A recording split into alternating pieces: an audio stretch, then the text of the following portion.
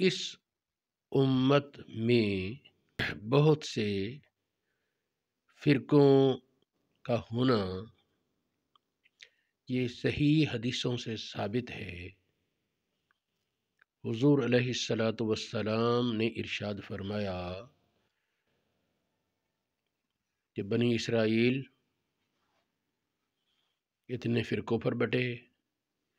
اور میری امت اتنے فرقوں پر، ایک زائد ان سے فرمایا کہ میری امت 73 فرقوں پر تقسیم ہوگی۔ پھر فرمایا کہ سب آگ میں ایک کے سوا۔ ترمذی شریف میں ہے، آقا کریم علیہ السلام سے پوچھا گیا کہ وہ ایک کون سا؟ فرمایا ما انا علیہ و اصحابی، جس پر میں اور میرے صحابہ ہیں۔ یہ اسی سے لفظ اہل السنت والجماعت لیا گیا۔ سنت سے مراد نبی پاک علیہ الصلاۃ والسلام کی تعلیمات، اور جماعت سے مراد صحابہ کی جماعت کے عقائد و نظریات، یہ مراد ہے۔ یہ حدیث بہت سے صحابہ سے وارد ہے۔ ایک حدیث اس وقت جو میرے سامنے ہے وہ میں بیان کرنا چاہتا ہوں۔ یہ حضرت امیر معاویہ رضی اللہ تعالی عنہ سے روایت ہے۔ آپ فرماتے ہیں نبی کریم علیہ الصلاۃ والسلام نے ارشاد فرمایا، لمبی حدیث ہے، اس میں آگے چل کر ہے، یقیناً یہ امت 73 فرقوں میں تقسیم ہوگی۔ آپ کا یہ وہ مسند احمد بن حنبل میں یہ لفظ ہے، یعنی الاہواء، یعنی خواہشات میں اور بدعت عقائد میں لوگ بیٹھ جائیں گے۔ کلھا فی النار الا واحدہ، سب آگ کے حقدار ہوں گے ایک کے سوا۔ وہ ایک کون ہے؟ فرمایا ہی الجماع، یہ مسلمانوں کی بڑی جماعت ہے۔ وَإِنَّهُ سَيَخْرُجُ فِي أُمَّتِي أَقْوَامٌ، میری امت میں کچھ لوگ نکلیں گے، تجاری بہم تلک الاہواء، ان کو ان کے بدعت عقائد دوڑائیں گے، بدعت عقائد ان میں رچ بس جائیں گے۔ کس طرح؟ فرمایا کما یتجار الکلب بصاحبہ، جس طرح کسی کو ہلکا کتا کاٹ لے تو اس کے جسم کے رگ و پیشے میں، رگ و پے میں، ذرے ذرے میں اس کا اثر پہنچ جاتا ہے۔ اگر دیوانہ کتا ہے تو آدمی دیوانگی کی حرکتیں کرنے لگ جاتا ہے۔ فرمایا کہ جس طرح کتا کاٹنے والا کسی کو کاٹ لے تو اس کے ہر جوڑ اور ہر رگ تک اس کا اثر پہنچ جاتا ہے، اس طرح کچھ ایسے لوگ ہوں گے جن کو یہ باطل عقائد اس طرح گویا کاٹ لیں گے کہ ان کے ہر ذرے اور ہر رگ و پے میں، رگ و ریشے میں وہ اثرات اس کے ہو جائیں گے، اور ان کا دیکھنا، سننا، سوچنا، بولنا سب کچھ اسی کی گرد گھومے گا جو ان کا ایک خاص نظریہ بن چکا ہوگا۔ اس حدیث پاک کی آگے عبارت میں پڑھ دیتا ہوں، مفہوم جو مجھے سمجھ آیا میں نے بیان کر دیا۔ انہ سیخرج فی امتی اقوام، میری امت میں کچھ قومیں نکلیں گی، تجاری بہم تلک الاہواء، جن میں نفوذ پذیر ہو جائیں گی، اثر پہنچا دیں گی خواہشات، وہ ان کی بدعتیں، کما یتجار الکلب بصاحبہ، جس طرح کتا اس کو اثر انداز ہو جاتا ہے جس کو کاٹ لے، لا یبقى منہ عرق ولا مفصل الا دخلہ، اس کی کوئی رگ نہیں رہتی، کوئی جوڑ نہیں رہتا مگر اس تک اس کا اثر پہنچ جاتا ہے۔ یہ حدیث مسند احمد بن حنبل میں 16,937 نمبر پر ہے، سنن ابو داؤد شریف میں 4,597 نمبر پر ہے، مستدرک امام حاکم میں 443 نمبر پر ہے۔ اس طرح یہ حدیث مشکات المصابیح، مصابیح السنہ اور طبرانی کبیر میں بھی موجود ہے۔ اب اس سے ایک بات کا جو میں اشارہ دینا چاہتا تھا وہ یہ کہ بدعت عقیدہ جب دل و دماغ پر حاوی ہو جائے تو اسے نظر بھی وہ آتا ہے، سمجھ بھی وہ آتا ہے، اس کی سوچ ہی اسی میں بند ہو جاتی ہے۔ جس طرح کوئی سرخ اینک لگائے اسے ہر چیز سرخ نظر آئے گی، نیلی اینک یا کالی اینک لگا لے تو ہر چیز نیلی یا کالی نظر آئے گی۔ اس طرح یہ لوگ جو بدعت عقائد میں پڑھتے ہیں، جن پر راسخ ہو جاتی بدعت، وہ ان کے دل و دماغ پر حاوی ہو جاتی ہے۔ سنیں ایک حدیث، یہ حضرت حذیفہ رضی اللہ تعالیٰ عنہ سے روایت ہے، جن کو صاحب السر کہا جاتا ہے، نبی پاک کے رازدار۔ آپ فرماتے ہیں فتنے دلوں پر پیش ہوں گے، دلوں کے سامنے آئیں گے، جس طرح چٹائی ایک ایک تنکا کر کے بنی جاتی ہے، یوں فتنے ایک ایک کر کے دلوں پر پیش ہوں گے۔ اب دو ہی صورتیں ہیں، یا دل اس فتنے کو قبول کرے گا یا رد کرے گا۔ اگر دل اس فتنے کو قبول کرے گا تو دل پر ایک کالا نقطہ پیدا ہو جائے گا، پھر دوسرا فتنہ، اسی فتنے میں پھر دوسرا بدعقیدگی، تیسری، چوتھی، مختلف باتیں، حتیٰ کہ ایک وقت آئے گا کہ اگر وہ سارے فتنوں کو قبول کرتا رہا، فتنے کے سارے تنکوں کو تسلیم کرتا رہا، ایک ایک کر کے آنے والی آزمائش کو وہ برے انداز میں اس کو قبول کرتا رہا، نتیجہ یہ ہوگا کہ ایک ایک نقطہ کر کے پورا دل اس کا کالا سیاہ ہو جائے گا، پھر اس میں حق قبول کرنے کی صلاحیت ہی ختم ہو جائے گی۔ اور دوسری طرف جب فتنہ دل پر پیش آئے تو اس کو جھٹک دے کہ میں نے رسول اللہ کے صحابہ اور ائمہ کے طریقے سے، عقائد سے ہٹنا نہیں، جو خلاف بات کر رہا ہے، جتنی مرضی خوبصورت کر رہا ہے، غلط ہے، اس کو جھٹک دے، چھوڑ دے، تو دل پر ایک سفید نور کا نشان پیدا ہو جاتا ہے۔ اگر بار بار مختلف بدعقیدگی کے طوفان آتے رہیں اور یہ ہر بار اس کو جھٹکتا رہے تو ایک وقت آتا ہے کہ دل اس کا پر نور ہو جاتا ہے۔ یہ حدیث پاک کی میں کچھ عبارت پڑھتا ہوں برکت کے لیے، مسلم شریف کی یہ حدیث ہے، تورد الفتن علی القلوب، فتنے دلوں پر پیش ہوں گے کل حصیر، چٹائی کی طرح، اودن اودن، ایک ایک تنکا، فایو قلب نشربہا، جس دل نے اس کو قبول کر لیا فتنے کو، نکتت فی نقطۃ، اس میں کالا نقطہ لگ جائے گا، اور جس دل نے اس کا انکار کیا اس میں سفید نورانی نقطہ لگ جائے گا، حتیٰ یسیر علی قلبین، دو قسم ہو جائیں گے دل، ایک سفید شفاف چٹان کی طرح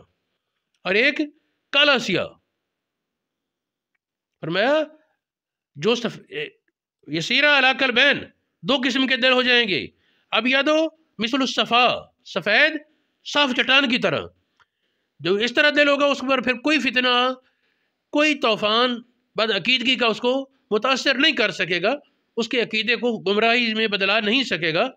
فلا تضرہ فتنۃ ما دامت السماوات والارض، اس کے آسمان و زمین جب تک موجود ہے کوئی فتنہ اس کو ہلاکت میں نہ ڈال سکے گا، نقصان نہ کر سکے گا۔ اور دوسرا دل فرمایا اسود، کالا سیاہ، سخت کالا۔ ایک اور مثال اس کی دی، دوسری وصف اس کی، فرمایا جس طرح الٹا پیالہ پڑا نا، مدعا پیالہ، اس طرح ان کا حال کو اس میں کچھ چیز ڈالنے کی گنجائش ہی نہیں، جو انہوں نے اپنا خول بنا لیا وہ اسی خول میں بند ہے، اس کے خلاف جو بات آئے گی اس کو کہہ دے گا جی یہ متشابہ ہے، جی ہم اس کو نہیں مانتے، یہ اس کا ظاہر مراد نہیں۔ حالانکہ آیات و احادیث میں متشابہ اور محکم کو پہچاننا یہ صحابہ اور اسلاف کی رہنمائی کے بغیر ممکن ہی نہیں۔ صحابہ کرام نے، ائمہ نے، اہل بیت اطہار نے جس بات کو متشابہ قرار دیا وہ متشابہ ہے، باقی وہ محکم ہے، اور جتنے بھی بدعت فرقے آتے ہیں وہ محکم کو متشابہ اور متشابہ کسی کو محکم بنا ڈالتے ہیں، اس وجہ سے بدعت پیدا ہوتی ہے۔ محکم کو متشابہ اور متشابہ کو محکم بنا ڈالتے ہیں، باقی سب مانیں گے، ایک دو جگہ فرق کر لیا بات ساری بدل جائے گی۔ متشابہ کا مطلب ہوتا ہے جس کا ظاہر میں مراد نہیں، اور محکم کا مطلب ہوتا ہے جس کا جو ترجمہ بن رہا ہے وہی مراد ہے۔ اب دیکھیں قرآن پاک میں یقیناً متشابہات بھی موجود ہیں، مثال کے طور پر یہ جو آیت ارشاد فرمائی والارض جمیعا قبضتہ، ساری زمین اس کی مٹھی میں، اب ظاہر ہے کہ اس جگہ مٹھی کا جو ظاہر میں نے وہ مراد نہیں، یہ ایک مثال میں نے دی ہے۔ حدیث میں اللہ پاک نزول رحمت فرماتا ہے، جو آتا ہے ہر رات، پچھلی رات اللہ پاک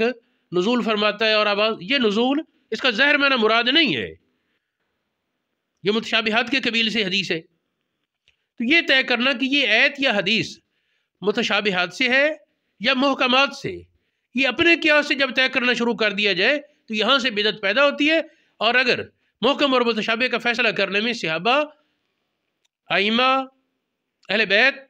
ان کی تعلیمات کو معیار اور مرکز مانا جائے تو پھر بندہ اہل سنت عقیدے پر قائم رہتا ہے۔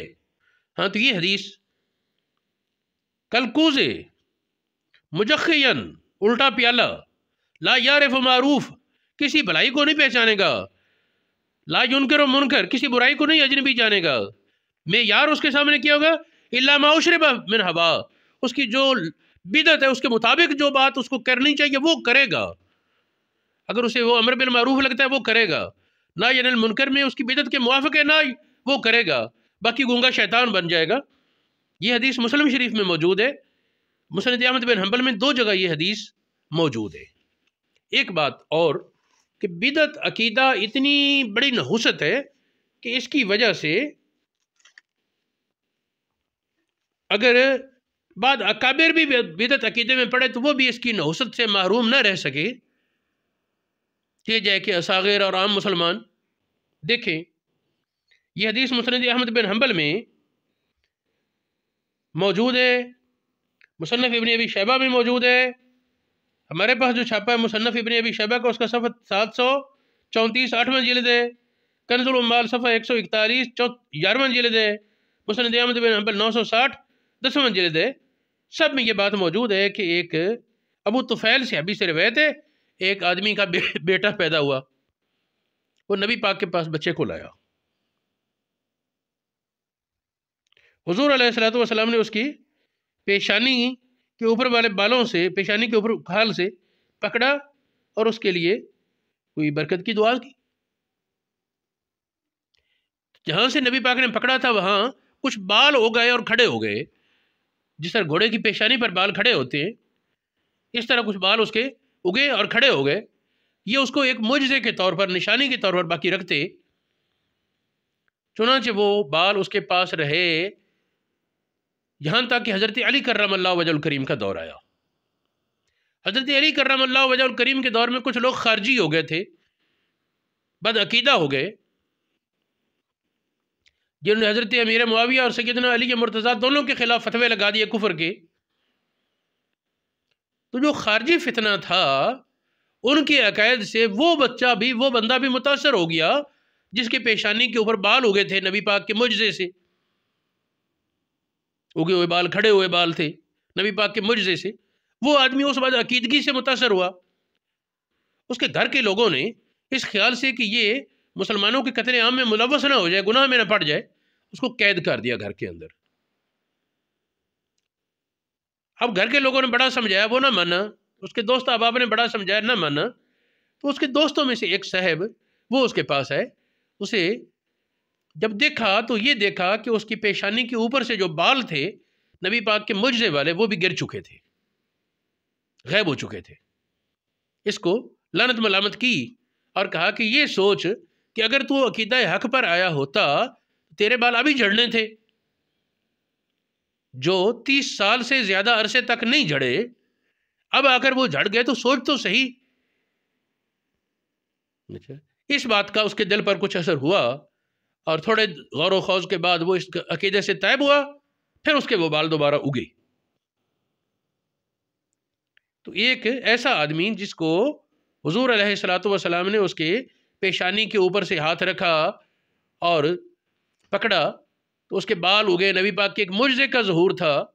لیکن جب وہ بندہ بعد عقیدگی میں پڑا تو نبی پاک کی برکت سے محروم ہو گیا، اور جب اس نے توبہ کی پھر برکت لوٹ آئی۔ تو اس سے ماننا یہ ہے، میرا بیان کرنے کا مقصد یہ ہے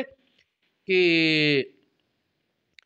بد عقیدگی کو اتنا معمولی نہ لیا جائے، بلکہ اس کے ساتھ قبولیت اور ہلاکت ہے، اس کے ساتھ دعا کا احاطہ اور اللہ رب العالمین کی ناراضگی کے معاملات ہیں۔ یہ حیات الحیوان کے 2 جلد 142 صفحے پر بھی یہ حدیث